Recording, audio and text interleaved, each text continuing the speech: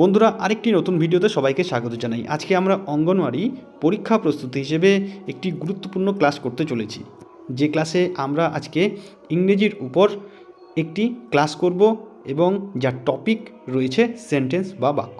খুবই গুরুত্বপূর্ণ একটি টপিক। তো চলো আমরা শুরু করি এবং অবশ্যই তোমরা শুরু থেকে শেষ পর্যন্ত মনোযোগ সহকারে দেখবে। যারা যারা এখনও চ্যানেলটি সাবস্ক্রাইব করোনি অবশ্যই কিন্তু সাবস্ক্রাইব করে রাখবে। তো চলো আমরা ক্লাসটি শুরু করি। তাহলে প্রথমে বন্ধুরা আমরা সেন্টেন্স বা বাক্য কাকে বলে সে সম্পর্কে জেনে নিই। দেখো এখানে কি বলেছে, কয়েকটি ওয়ার্ড বা শব্দ পাশাপাশি বসে যখন বক্তার মনোভাব সম্পূর্ণরূপে প্রকাশ পায় তখন তাকে সেন্টেন্স বা বাক্য বলে। তাহলে কি হবে, এখানে কয়েকটি ওয়ার্ড বা শব্দ পাশাপাশি বসবে এবং একটি মনোভাব সম্পূর্ণরূপে বা সম্পূর্ণ অর্থে প্রকাশ পাবে, তখন তাকে বলবে সেন্টেন্স বা বাক্য। যেমন এখানে উদাহরণস্বরূপ বলা আছে he likes coffee, say coffee পছন্দ করে। এখানে দেখো হি, লাইকস এবং কফি, এখানে তিনটি ওয়ার্ড বা শব্দ আছে। এই তিনটি ওয়ার্ড বা শব্দ পাশাপাশি বসে কি করেছে, একটি সম্পূর্ণ অর্থ প্রকাশ করেছে। তাই এটি হলো একটি সেন্টেন্স বা বাক্য। এবং আমাদের এই বাক্যের গঠনটা কী রকম হবে, সাবজেক্ট, ভার্ব এবং অবজেক্ট। এখানে হি হলো সাবজেক্ট, লাইকস হলো ভার্ব এবং কফি হলো অবজেক্ট। তো বাক্যের গঠন কিন্তু এরকম হয়। তো আমরা যখন টেন্স শিখব তখন বাক্যের গঠন সম্পর্কে ভালোভাবে শিখব। তাহলে বন্ধুরা, সেন্টেন্স বা বাক্য কাকে বলে এই সম্পর্কে শিখলাম। এবার সেন্টেন্সের আমরা শ্রেণীবিভাগ সম্পর্কে জানব। তো চলো দেখে নিই। দেখো বন্ধুরা, সেন্টেন্সের শ্রেণীবিভাগ। সেন্টেন্স বা বাক্য চার প্রকার: ডিক্লারেটিভ সেন্টেন্স, বর্ণনামূলক বা বিবৃতিমূলক বাক্য; ইন্টারোগেটিভ সেন্টেন্স, প্রশ্নবোধক বাক্য; ইম্পেরাটিভ সেন্টেন্স, অনুজ্ঞাসূচক বাক্য; এবং 4 নাম্বার হলো এক্সক্লেমেটরি সেন্টেন্স বা বিস্ময়সূচক বাক্য। তাহলে বাক্য হলো এই চার প্রকার। আমরা এক এক করে প্রত্যেকটি সেন্টেন্স সম্পর্কে বিশদে জানব। বন্ধুরা, এখানে তোমরা হয়তো ভাবছো এগুলি শিখে আমাদের কি হবে। তো এগুলি আমাদের অবশ্যই শিখতে হবে, কারণ এখান থেকে প্রশ্ন এভাবে আসবে, কোনো একটি বাক্য হয়তো তুলে দিল এবং তোমাদের কাছে জানতে চাইলো যে এটি কোন শ্রেণীর বাক্য। তখন তোমাদের কিন্তু এই যে বাক্যের চার প্রকার শ্রেণীবিভাগ, এগুলি যদি জানা না থাকে অ্যান্সার কিন্তু করতে পারবে না। তাই অবশ্যই আমাদের এই শ্রেণীবিভাগ সম্পর্কে জানতে হবে এবং বিশদে এক এক করে জানতে হবে। তাহলে চলো আমরা প্রথমে ডিক্লারেটিভ বা বর্ণনামূলক বা বিবৃতিমূলক বাক্য সম্পর্কে জেনে নিই। তাহলে দেখো, ডিক্লারেটিভ সেন্টেন্স বা বিবৃতিমূলক বা বর্ণনামূলক বাক্য কাকে বলে সে সম্পর্কে জেনে নিই। তো দেখো এখানে কি বলেছে, যে বাক্যের দ্বারা কোনো বর্ণনা বা বিবৃতি দেওয়া হয় সেসব সেন্টেন্স বা বাক্যকে ডিক্লারেটিভ বা অ্যাসার্টিভ এবং বাংলায় বিবৃতিমূলক বা বর্ণনামূলক বাক্য বলা হয়। তাহলে বন্ধুরা, যে বাক্যের দ্বারা কি করা হবে, কোনো কিছুর বর্ণনা বা বিবৃতি দেওয়া হবে, সেই সমস্ত বাক্যকেই বলা হবে ডিক্লারেটিভ বা অ্যাসার্টিভ সেন্টেন্স। তো দেখো এখানে আমরা উদাহরণ দিয়ে বুঝে নিই কীভাবে বর্ণনা বা বিবৃতি দিচ্ছে এই সব বাক্যগুলি। তো দেখো এখানে সুমন ইজ ওয়াচিং টিভি, অর্থাৎ সুমন টিভি দেখছে। তো এখানে দেখো সুমনের সম্পর্কে এখানে বর্ণনা করা হচ্ছে। সুমন কি করছে, Suman is watching TV, Suman TV দেখছে। তাই এটি ডিক্লারেটিভ বা অ্যাসার্টিভ সেন্টেন্স। এরপরেরটি দেখো, হি রিডস ইন ক্লাস 5, সে 5ম শ্রেণীতে পড়ে। তাহলে সে কি করে তার সম্পর্কে বর্ণনা দিচ্ছে যে সে 5ম শ্রেণীতে পড়ে। এবং দ্য স্কাই ইজ ব্লু, অর্থাৎ আকাশ হয় নীল। এখানে আকাশের সম্পর্কে বর্ণনা দিচ্ছে যে আকাশটি নীল বর্ণের।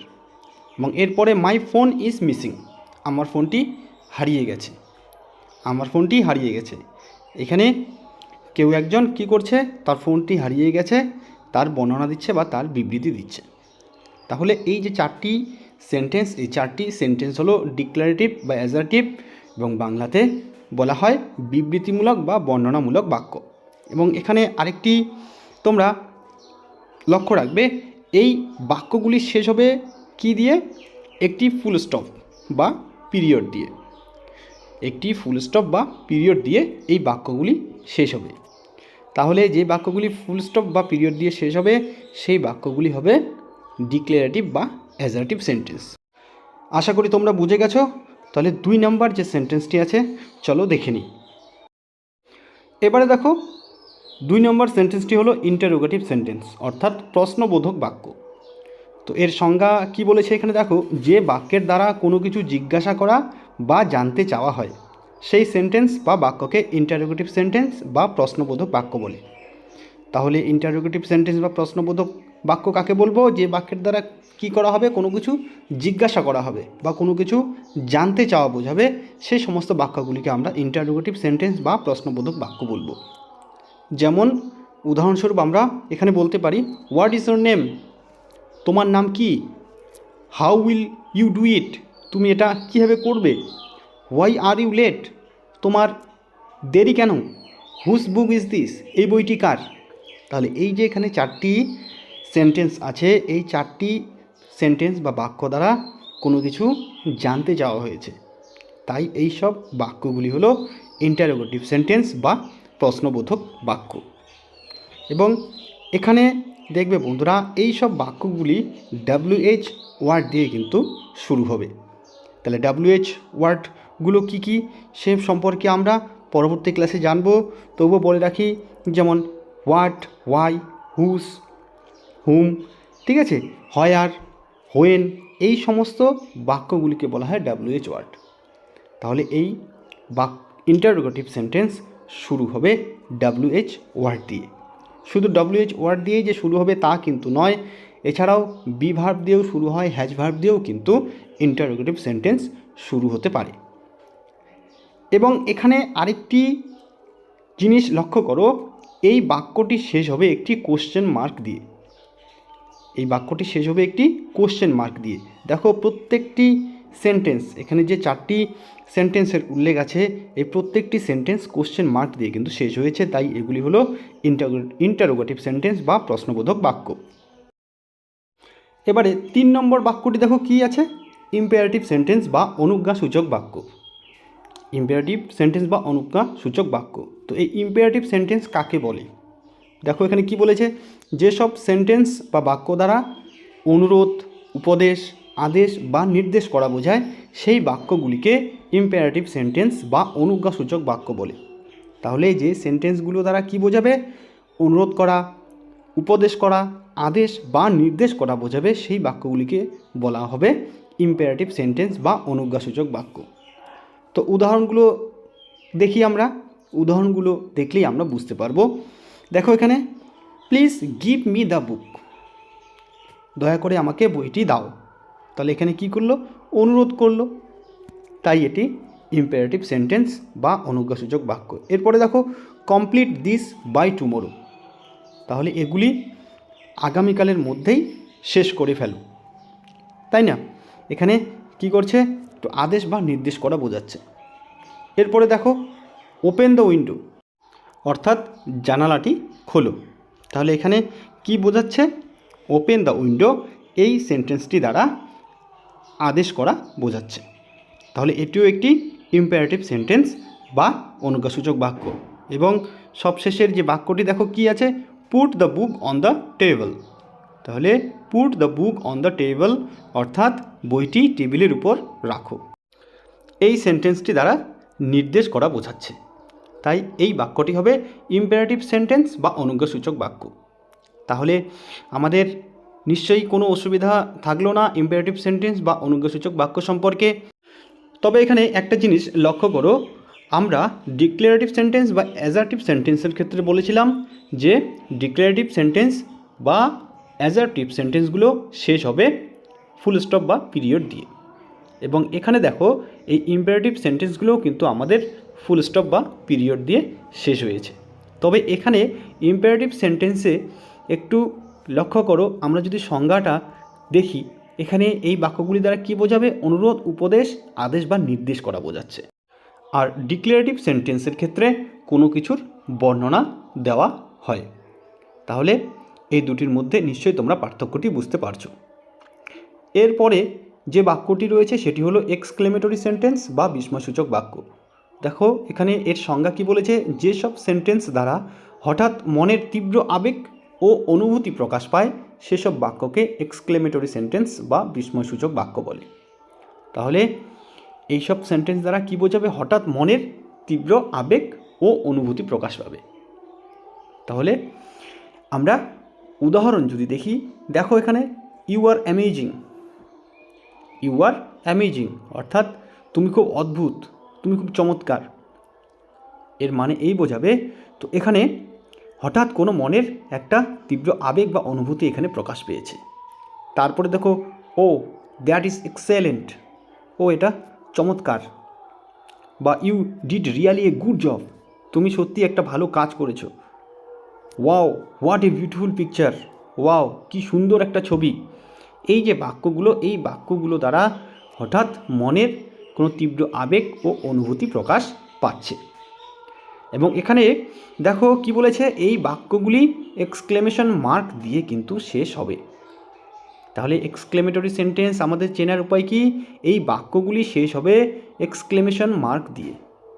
তাহলে যেসব বাক্যগুলি এক্সক্লেমেশন মার্ক দিয়ে শেষ হবে সেগুলি হবে এক্সক্লেমেটরি সেন্টেন্স। তাহলে আমরা 4 প্রকার বাক্য, যেমন ডিক্লারেটিভ বা অ্যাসার্টিভ, ইন্টারোগেটিভ, ইম্পারেটিভ এবং এক্সক্লেমেটরি সেন্টেন্স, এই 4টি বাক্য সম্পর্কে জানলাম। নিশ্চয়ই তোমরা বুঝতে পেরেছো। যদি কোনো অসুবিধা থাকে অবশ্যই কিন্তু কমেন্ট করে জানাবে। তো এবারে আমরা তোমাদের কাছে 2-1টি বাক্য তুলে ধরব, তোমরা একটু নিজেরাই চেষ্টা করবে কোনটি কোন প্রকার বাক্য। এভাবেই কিন্তু পরীক্ষায় তোমাদের প্রশ্ন থাকবে। তো চলো তোমাদের কাছে 2-1টি আমরা সেন্টেন্স তুলে ধরি এবং নিজেরাই একটু চেষ্টা করবে। তো এখানে দেখো বন্ধুরা, এখানে 5টি সেন্টেন্স তুলে ধরলাম, তোমরা চেষ্টা করো এই সেন্টেন্সগুলি কোন প্রকারের সেন্টেন্স। তো দেখো প্রথমে যে সেন্টেন্সটি রয়েছে সেটি হলো how does he do it, how does he do it. এই যে সেন্টেন্সটি, এটি কোন প্রকারের সেন্টেন্স? 4-5 সেকেন্ড সময় দিলাম।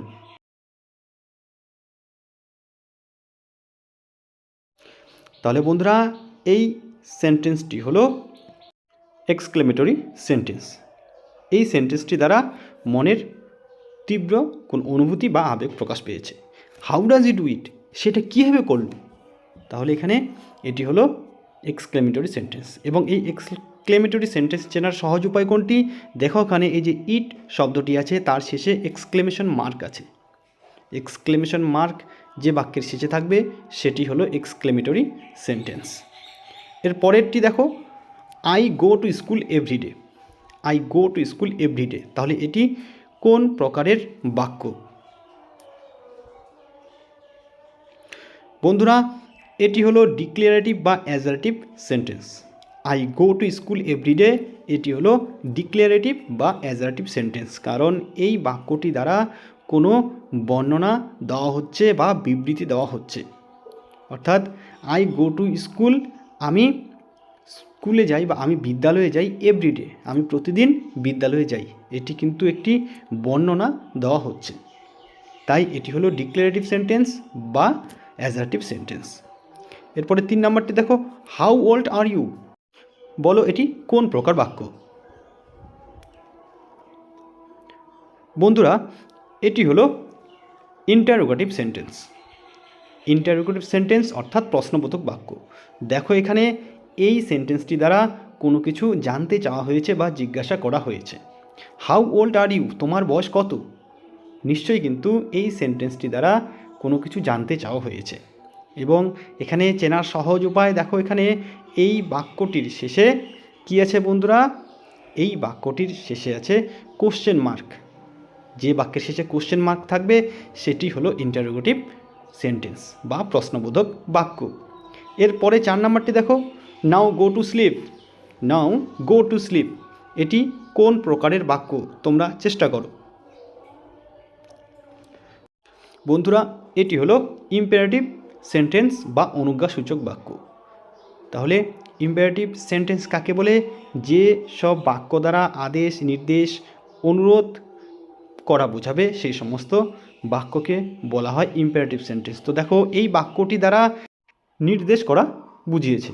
তাই এই বাক্যটি হলো ইম্পারেটিভ সেন্টেন্স। এবং সবশেষে দেখো 5 নাম্বার বাক্যটি কী রয়েছে, hurray we have won the match. Hurray we have won the match, এটি কোন প্রকারের বাক্য? বন্ধুরা, এটি হলো এক্সক্লেমেটরি সেন্টেন্স।